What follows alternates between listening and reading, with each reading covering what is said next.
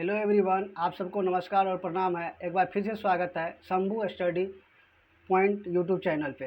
तो आप इस चैनल में सब्सक्राइब कीजिए और शेयर और लाइक कीजिए। आज से जो हम लोग जो है एक सीरीज़ लेके आए हैं, छोटा पैकेट बड़ा धमाका करके सीरीज़। इसका कहने का मतलब है कि ये जो है टॉपिक तो छोटे छोटे रहते हैं, लेकिन क्वेश्चन जो ऐसे है एग्ज़ाम में इससे भर भर के आते हैं और बहुत ज़्यादा आते हैं। ठीक, तो इस टॉपिक को हम क्या करेंगे, छोटे छोटे टॉपिक सब टॉपिक में बांट बांट के हम लोग पढ़ने का कोशिश करेंगे। जिसमें आज जो है एपिसोड नंबर 1 आ रहा है और इस एपिसोड में हम लोग पढ़ेंगे प्लासी की लड़ाई क्यों हुई थी और प्लासी की लड़ाई होने का क्या कारण था।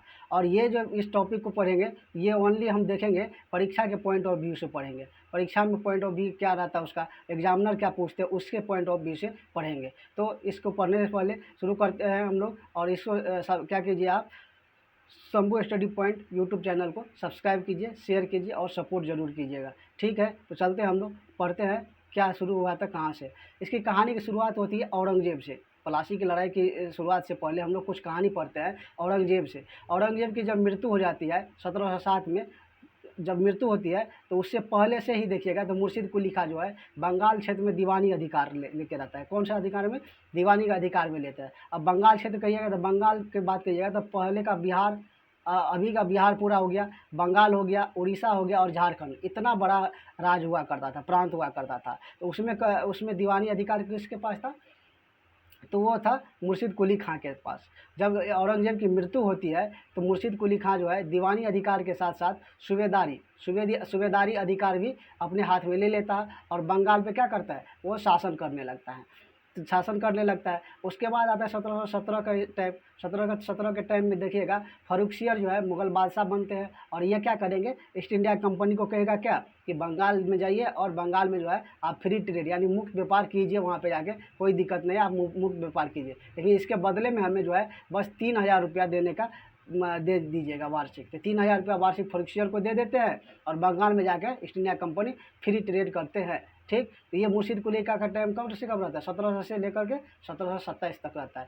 चलते आगे की। अब मुर्शिद कुली खां के बाद जो है कौन आता है? मुर्शिद कुली खां के बाद देखिएगा आता है शुजाउद्दीन। कौन आता है? शुजाउद्दीन। और ये रहते हैं 1727 से लेकर के 1739 तक बंगाल में नवाब रहेंगे। ये बंगाल के नवाब रहते हैं। और ये जो थे शुजाउद्दीन, ये मुर्शिद कुली खां के जमाए हुआ करते। किसके जमाए होते हैं? मुर्शिद कुली खां के जमाए हुआ करते थे।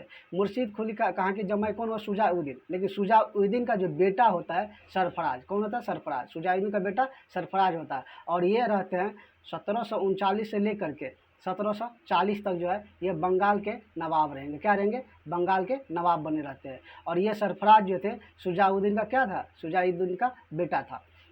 जब सरफराज बंगाल में नवाब रहते हैं उसी टाइम देखिएगा सरफराज और अली वर्दी खां के बीच युद्ध होता है। और ये अली वर्दी खां जो है बिहार के सूबेदार रहते हैं। कहाँ के रहते हैं सूबेदार? बिहार के सूबेदार रहते हैं। बिहार के सूबेदार रहते हैं। और इसके बीच सरफराज और अली वर्दी खां के बीच युद्ध होता है। इस युद्ध का परिणाम क्या निकलता है?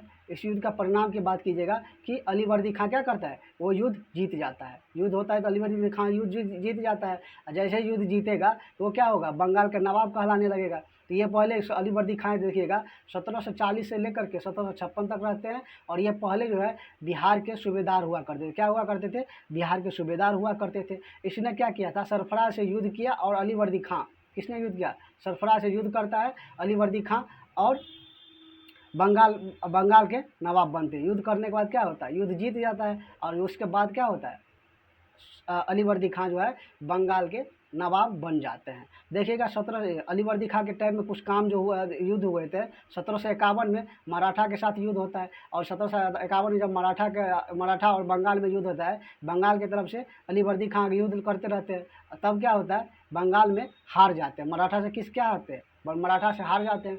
जैसे हारेंगे तो अली वर्दी खां क्या करते हैं, उड़ीसा प्रांत जो उड़ीसा जो बंगाल का एक पार्ट हुआ करता था उस टाइम, उड़ीसा को जो है मराठा के अधीन कर देता है। ठीक, उसके बाद देखिए दूसरा काम क्या होता है, 1756 में अली वर्दी खां दस्तक को वापस ले लेता है। जो देखिएगा 1717 ईस्वी में फर्रुखसियर जो दस्तक लागू किया था, जो ईस्ट इंडिया कंपनी को फ्री ट्रेड का काम दिया था, उसको दस्तक के नाम से भी जाना जाता था, उसको क्या करते हैं, वापस ले लेते हैं। कौन लेते हैं? अली वर्दी खां। कब लेते हैं? 1756 ईस्वी में। इसने अंग्रेजों की तुलना मधुमक्खियों से किया था। क्या करते हैं, अंग्रेज की तुलना किससे करते हैं, मधुमक्खी से कर देता है। कौन करता है, तो वो अली वर्दी खां करते हैं। इसके बाद देखिएगा तो 1756 में इसकी मृत्यु हो जाती है। अली वर्दी खां की मृत्यु कब हो जाती है, 1756 में मृत्यु होती है। जब इसकी मृत्यु हो जाएगी तब कोई ना कोई तो बंगाल का नवाब बनना चाहिए ना, उसके लिए देखिए, उसके लिए आता है सिराजुद्दौला। कौन आते हैं, सिराजुद्दौला। और सिराजुद्दौला कौन थे, इसके बारे में जानते हैं। ये सिराजुद्दौला थे 1756 से 1757 तक बंगाल के नवाब रहते। क्या रहते हैं, बंगाल के नवाब रहते हैं। लेकिन ये सिराजुद्दौला की बात कीजिएगा तो कौन थे, ये अली वर्दी खां की बेटी जो हुआ करती थी, अली वर्दी खां की बेटी जो थे उनका बेटा हुआ करते थे। यानी उसको हम लोग क्या कहते हैं, अपना लोग गाँव घर में नाइत बोलते हैं, नाइत या नाती ऐसे बोलते हैं। ठीक, अली वर्दी खां के बेटी के बेटा थे। यानी क्या, अली वर्दी खां कौन थे, सिराजुद्दौला के नाना हुआ करते थे। ठीक, उसका काम क्या है, उसका कारण उन्होंने क्या क्या काम किया देखिएगा। उन्होंने पहला काम करता है 4 जून 1756 को 4 जून 1756 को कासिम बाजार पर हमला करता है। कौन करता है, सिराजुद्दौला। क्योंकि अंग्रेज यहाँ पे क्या अपना किलाबंदी किया हुआ था, अड्डा जमाए हुए था। तो क्या करते हैं सिराजुद्दौला, 4 जून 1756 को कासिम बाजार पर हमला करता है और 15 जून 1756 को फोर्ट विलियम किला को किलाबंदी से रोकता है और उस पर भी कब्जा कर लेता है। इसके बाद देखिएगा 20 जून 1756 आता है। 20 जून 1756 में काल कोठरी घटना होता है, यानी ब्लैक होल की घटना होती है। और इस घटना में क्या करता है, अंग्रेज के 46 जो अंग्रेज होते हैं उनको मरवा दिया जाता है। एक रूम के अंदर बंद कर दिया जाता है। ठीक, तो ये देखिए 2-3 टाइप के घटनाएं होती है। ये घटनाक्रम को याद रखिएगा, 4 जून 1756, 15 जून 1756, 20 जून 1756, ये देखिए। तो ये घटनाक्रम से एक तरह से याद रखते जाइएगा। चलते हैं सिराजुद्दौला और क्या काम किया उसके बारे में जानने का कोशिश करते हैं। ये देखिएगा ऊपर जितने भी घटना हुआ था, वो घटना के बाद जो है सिराजुद्दौला और ईस्ट इंडिया कंपनी के बीच जो है एक संधि होता है, जिसे अलीनगर की संधि कहते हैं। एक होता है अलीगढ़ की संधि, लेकिन वो जो है यूपी में है, लेकिन ये अलीनगर की संधि है, ये बंगाल में होते हैं। तो इसलिए कब होता है, 9 फरवरी 1757 को अलीनगर की संधि होती है। इस संधि में अंग्रेज ईस्ट इंडिया कंपनी ने सब कुछ लौटा देता है। अब क्या करता है, अलीनगर की संधि में क्या करता है, इस संधि में अंग्रेज को क्या करते हैं, सिराजुद्दौला सब कुछ लौटा देते हैं। ठीक, अब इस घटना के बाद, ये सब करने के बाद भी अंग्रेज जब उसको इतना मतलब बुरे तरह से हराया गया था, बुरी तरह से उसको प्रभावित किया था सिराजुद्दौला, तो अंग्रेज के मन में कुछ ना कुछ तो घटनाएं होगी याद। तो उपयुक्त घटना के बाद ईस्ट इंडिया कंपनी के मनों में सारी घटनाएं वो जो है याद था, और इसका जो है बदला लेने की योजना पूरी तरह से ईस्ट इंडिया कंपनी बना चुका था। इसमें देखिएगा ईस्ट इंडिया कंपनी की तरफ से जो रॉबर्ट क्लाइव आते हैं बंगाल में, और बंगाल में आने के बाद देखिएगा तो सिराजुद्दौला के सेनापति को फुसला लेंगे, उसके वहाँ के ज़मींदार को फुसला लेंगे, वहाँ के उद्योगपति को फुसला लेंगे। इस टाइप से क्या करते हैं, उसको क्या करते हैं, अपने अधीन कर लेते हैं। तो उसको लालच में शामिल कर लेते हैं, किसी को, जैसे कि देखिएगा जगत सेठ जो रहता है, ये बंगाल के बैंकर रहते हैं, उसको क्या करते हैं, रॉबर्ट क्लाइव अपने अंदर कर लेता है। अमीर चंद होते हैं, ये बंगाल के बहुत बड़े व्यापारी होते हैं, उसको क्या करते हैं, रॉबर्ट क्लाइव अपने अंदर कर लेते हैं। मीर जाफ़र को लोभ लालच देता है, सिराजुद्दौला के सेनापति रहते हैं, उसको लोभ दे देता है, वो उसके अंदर चला जाता है, रॉबर्ट क्लाइव के अंदर। अब क्या होता है कि घसीटी बेगम सिराजुद्दौला का मौसी हुआ करती थी, ये भी क्या करता है, सिराजुद्दौला का साथ नहीं देता है। शौकत जंग जो पूर्णिया के नवाब हुआ करते थे, वो भी सिराजुद्दौला का मौसा थे, लेकिन तो भी वो क्या करते हैं, सिराजुद्दौला को मदद नहीं करते हैं, उसको क्या करते हैं, धोखा देने का काम करते हैं।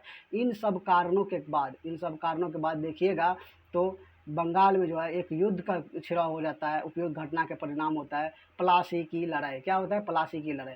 जैसे ही प्लासी की लड़ाई होती है, और ये होती कब है, ये डेट याद रखिएगा, 23 जून 1757 को होता है। कब होता है, 23 जून 1757 को। किसके किसके बीच होगा, ईस्ट इंडिया कंपनी रहेगा एक तरफ, और दूसरे तरफ देखिएगा बंगाल के नवाब रहते हैं। ईस्ट इंडिया कंपनी और बंगाल के नवाब। ईस्ट इंडिया कंपनी की तरफ से देखिएगा तो रॉबर्ट क्लाइव रहते हैं और एडमिरल वाटसन रहते हैं। वही बंगाल के नवाब से देखिएगा तरफ से सिराजुद्दौला रहेगा और उसके सेना के आदमी और रहेंगे। इस प्लासी के युद्ध का परिणाम क्या होता है, इसके प्लासी के युद्ध का परिणाम क्या होता है, ईस्ट इंडिया कंपनी क्या होती है, जीत जाती है।